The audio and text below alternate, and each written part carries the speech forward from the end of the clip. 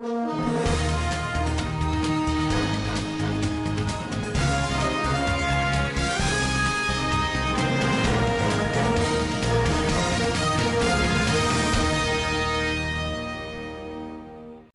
to Standard Voice News Channel. I am Samira Ibrahim. Here are your top stories for today. The Chief of Army Staff says dialogue is not a military option for tackling banditry. Federal government says digital switch over to yield $1.1 billion. Nigerian government sets 1 trillion naira stamp duty target. On business, federal government raises petrol pump price to 143.80 naira. And on the international scene, over 3,000 Nigerians deported from US in 15 years for crime. Now the news in details. The Chief of Army Staff, Lieutenant General Tukul Buratai, has said dialogue is not a military option for tackling banditry, kidnapping, and other heinous crimes currently bedeviling the Northwest region. General Buratai disclosed this during a press conference at Special Army Spar Camp 4 in Faskari local government area of Katsina State as part of the one-week lined-up activities in commemoration of 2020 Army Day celebration. The theme for this year's celebration is Nigeria's territorial defense and sovereignty, imperatives for Nigerian Army's sustained training and operations. This theme has been carefully selected to showcase the Nigerian Army's capabilities and contributions towards the defense of the territorial integrity and sovereignty of our country, Nigeria. He described the peace accord between the Northwest governors and the bandits as purely political and administrative decision. The security situations must be dynamic. We must continue to address them as they arise. Society is dynamic, and we need everybody to support the process for the restoration of peace and handling this insecurity across our country. Whether disposed to dialogue, well, as far as I'm concerned, I'm not disposed to dialogue. When I remove my uniform, then I can say that yes, we will go for dialogue.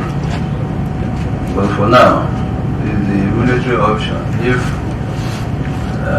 the civil authorities at whatever level decide to go for dialogue, then we have no option than to support them to also do the dialogue.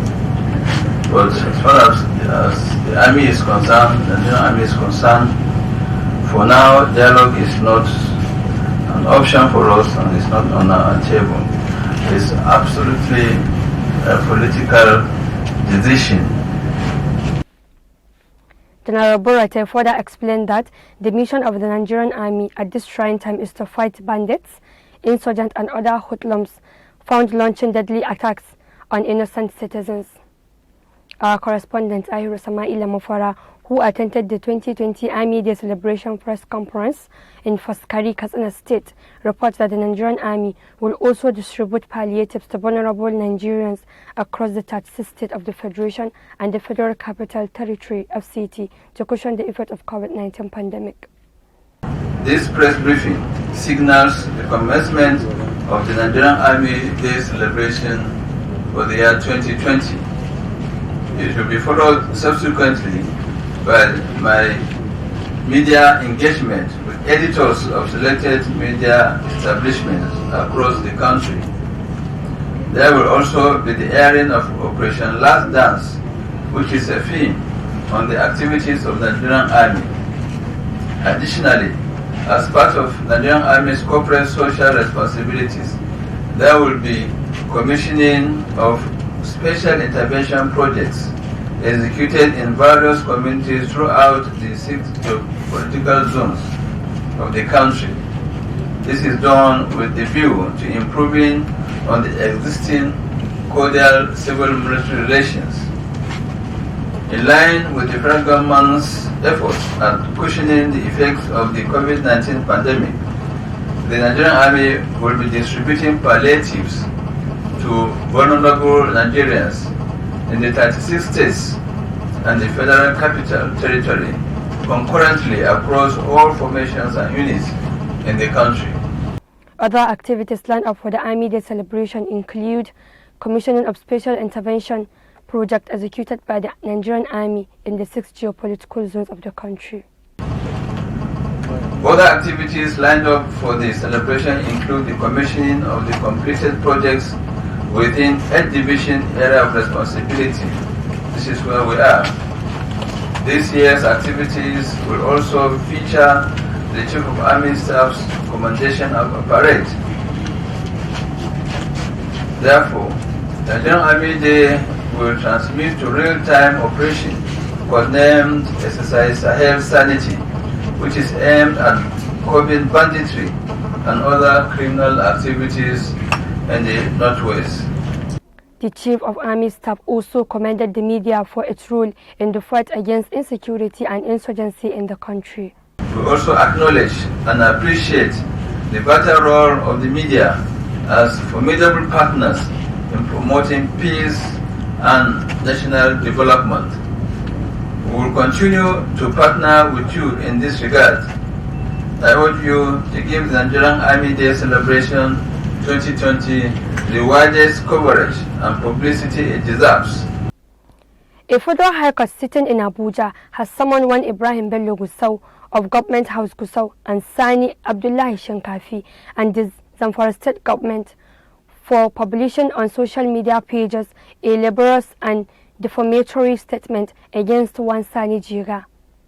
In the publication, the defendant called for investigation and prosecution of Jiga Enterprise Nigeria Limited for fictitious contracts.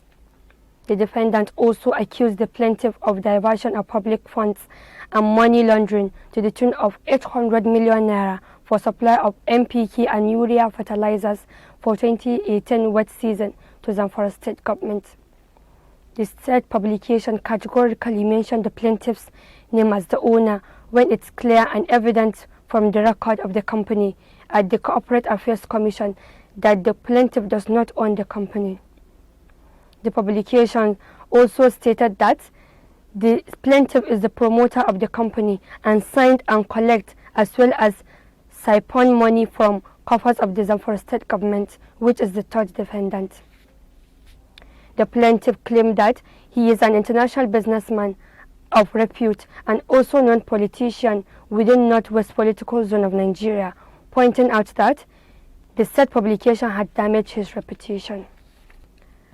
Due to COVID-19 pandemic prostrating effort which undermines Kano State 2020 fiscal document, as is the case world over, Dr. Abdullah Umar Ganduja's administration hinted few days back that the 2020 budget of over 200 billion naira will be reduced by 30%. The reviewed budget of over 138 billion naira was presented to the State Executive Council meeting Wednesday by the Commissioner of Planning and Budget, Alhaji Noura Muhammad Dankadai, before the Council members for consideration and passing of resolution before transmitting the document to the State House of Assembly. The reviewed budget of over 138 billion naira has 78.8 billion naira for recurrent expenditure, which represents 57%, and 54.9 billion naira for capital expenditure, which represents 43%. Internally generated revenue (IGR) stood at 46 billion naira in the original document, with 7.8 billion naira as actual collection from January to March. The internal generated revenue now stands at 24 billion naira in the reviewed budget document, which is lower by 22 billion naira. While the fact source for financing the budget was 76 billion naira in the original document and now becomes 52 billion naira, which is lower by 24 billion naira. In the original document, overhead stood at 18.3 billion naira as the amount are now reviewed to 16.6 billion naira. The priority areas of the reviewed budget are education, health and infrastructure. The Information Minister, Lai Mohammed, has said that the digital switch over DSO will fetch Nigeria $1.1 billion from the collection of TV license and digital access fees. He said the spectrum that will be vacated once the analog to digital migration has been completed will fetch $1 billion on its own. Mr. Lai Mohammed disclosed this while briefing State House correspondents at the end of the 6th virtual Federal Executive Council FEC meeting presided over by President Muhammadu Buhari at the Council Chamber, Presidential Villa, Abuja.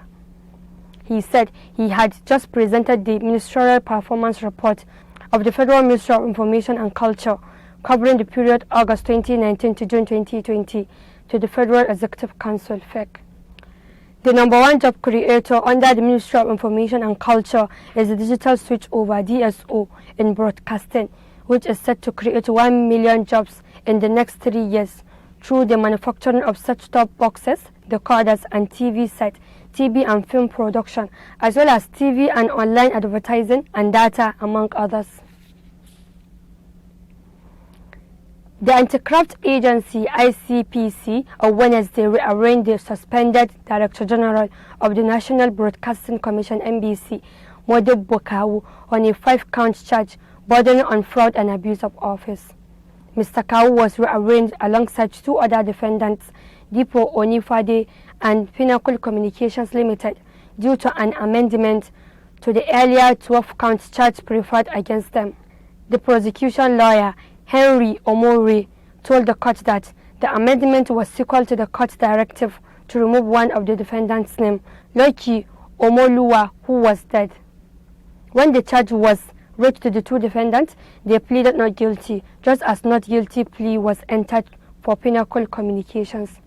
Following this, Mr. Omori informed the court that besides the rearrangement, the defendants were meant to open their defense. Mr. Kawu's lawyer, Adetawo Adeyemu, however, told the court that his client had filed an application for stay of proceedings in view of the court's ruling on his no-case submission. Mr. Adeyemu said his client had filed an appeal in respect to the ruling, which was currently pending at the Court of Appeal. A day after lawmakers had a public spat with the minister, the National Assembly had ordered a stop to the recruitment of 774,000 Nigerians under the Public Works Program until modalities for the exercise have been explained to the lawmakers. It also mandated its committees on Labour and Employment to immediately invite the Minister of Labour, Chris Ngege, and any other relevant officials of the ministry to brief the Joint Committee on the modalities for the implementation of the engagement of 774,000 persons for public works in line with its constitutional oversight function. The lawmakers disclosed their stance through a joint statement by the spokesperson of the Senate and House of Representatives, Ajibola Basiru and Benjamin Kalu. This comes a day after an altercation between members of the Joint Committee and the Minister of State for Labour and Employment, Festus Keyamo, over recruitment under the program. But the lawmakers said their directive was because the National Assembly was concerned about the proper and effective implementation of the engagement of 774,000 public workers and wishes to restate its commitment to its success. Mr. Justice Taiwo of the Federal High Court Abuja on Wednesday, July 1, 2020, ordered the interim forfeiture of 48 choice properties allegedly belonging to the former chairperson of Nigerian Social Insurance Trust Fund, Ngozi Olejemi. The affected properties are spread across the Federal Capital Territory, Abuja, Bayelsa, Enugu, Edo, and Delta States. Mrs. Olejemi, who was also the treasurer of the Jonathan Sambo Campaign Organization in 2015, has been on the run since 2016, was in September 2017 declared wanted by the Economic and Financial Crimes Commission (EFCC) for criminal conspiracy, abuse of office, diversion of public funds, and money laundering. She was alleged to have, along with Umar Munir Abubakar, former managing director of NSIPT, mismanaged and diverted over 69 billion naira belonging to the federal government into their personal accounts through the award of spurious contracts to proxy companies. The forfeiture order was granted after counsel to the EFCC, Ikele Iheanacho, convinced the court that the said properties were purchased with proceedings of crimes. He buttressed his position with 14 exhibits attached to his affidavit filed on May 29, 2020. Nigeria on Wednesday recorded its new highest daily figure of confirmed COVID-19 cases as 790 new infections were announced by the Nigerian Center for Disease Control (NCDC). With the latest update, the total tally of infected people in the country rose to 26,484 from 25,694 reported on Tuesday evening. Previously, the highest daily COVID-19 cases was 779, which was recorded in June 28. 13 deaths were recorded from the virus on Wednesday, bringing the total number of confirmed deaths from the virus to 603. The health agency, in a tweet Wednesday night, said the new cases were reported in 21 states. All the reporting states already had at least a case of the virus. Delta State reported the highest figure from the cases announced Wednesday. This was also the highest confirmed daily cases reported by the state yet. However, Lagos remains the epicenter of the disease in the country. As of the time of reporting, 35 states of the Federation and the FCT have recorded at least a case of the disease. Only one state, Cross River, is yet to officially report any case of the virus. The NCDC said till date, 26,484 cases have been confirmed, 10,152 cases have been discharged, and 603 deaths have been recorded in 35 states and the Federal Capital Territory. Since the onset of the COVID-19 outbreak in Nigeria in February, the NCDC said 136,462 samples have so far been tested. As of the time of reporting, there are 15,729 active cases of COVID-19 in the country, while 10,152 have recovered and have been discharged.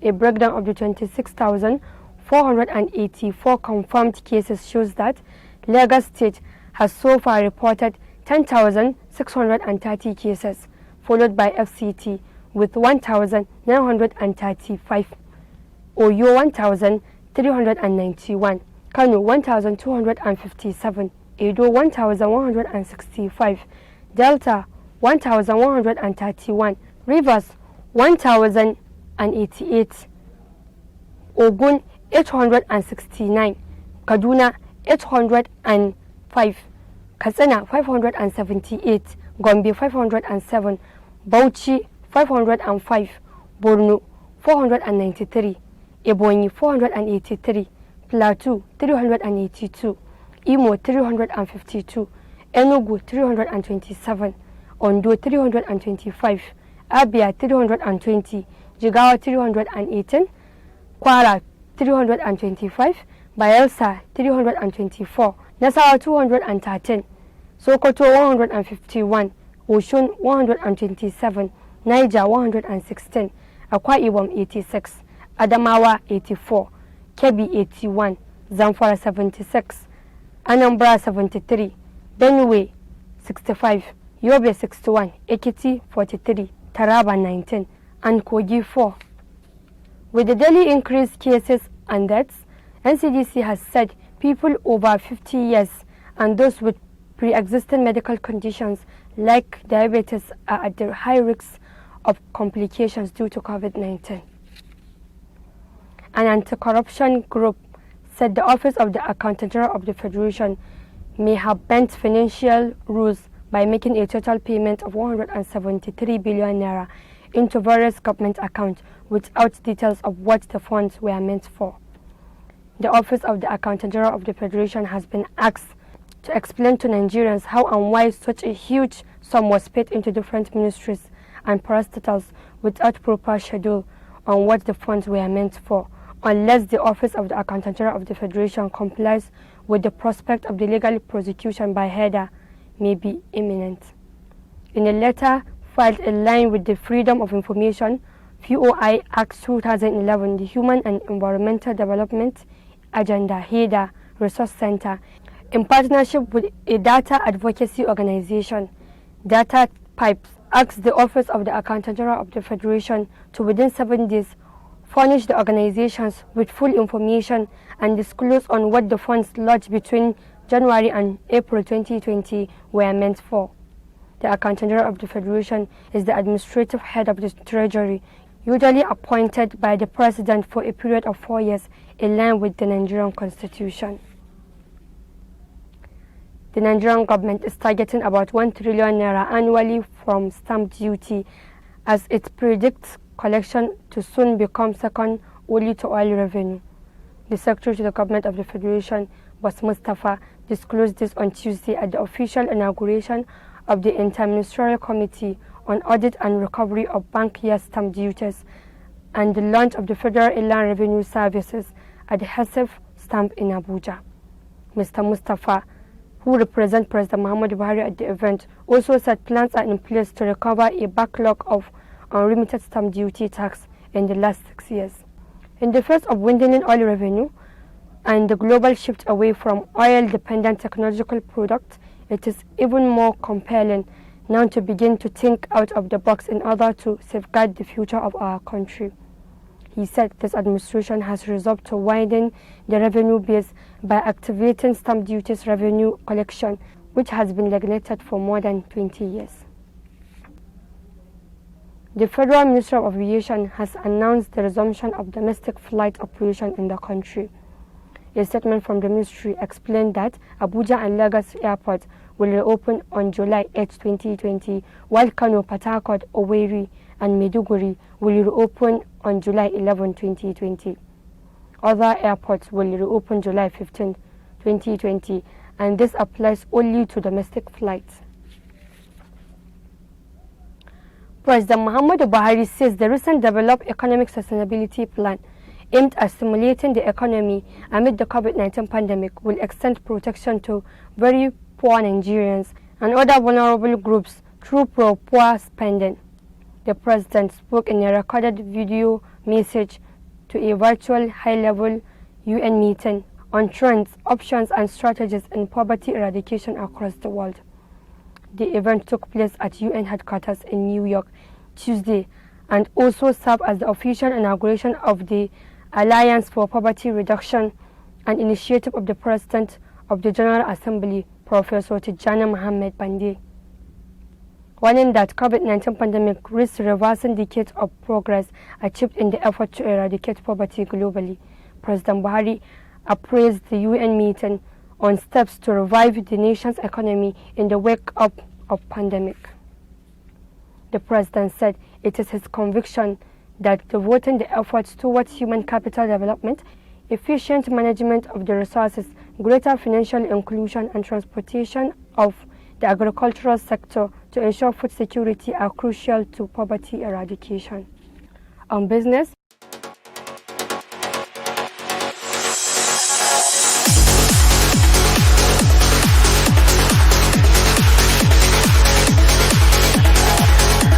the Petroleum Product Pricing Regulatory Agency has announced a new price bracket of between 140.80 to 143.80 naira per litre for premium motor spirit, also known as petrol. After a review of the prevailing market fundamentals and considering marketers' realistic operating costs as much as predictable, the PPPRA advised a new pump price band of 140.80 to 143.80 per litre for the month of July 2020. All marketers are advised to operate within the indicated prices as advised by the PPPRA. And on the international scene, latest data from the country's Department of Homeland Security shows that with a streak of step-up enforcement policy on immigration reduction for 15 years, the United States has deported about 3,019 Nigerians after being convicted of a state crime.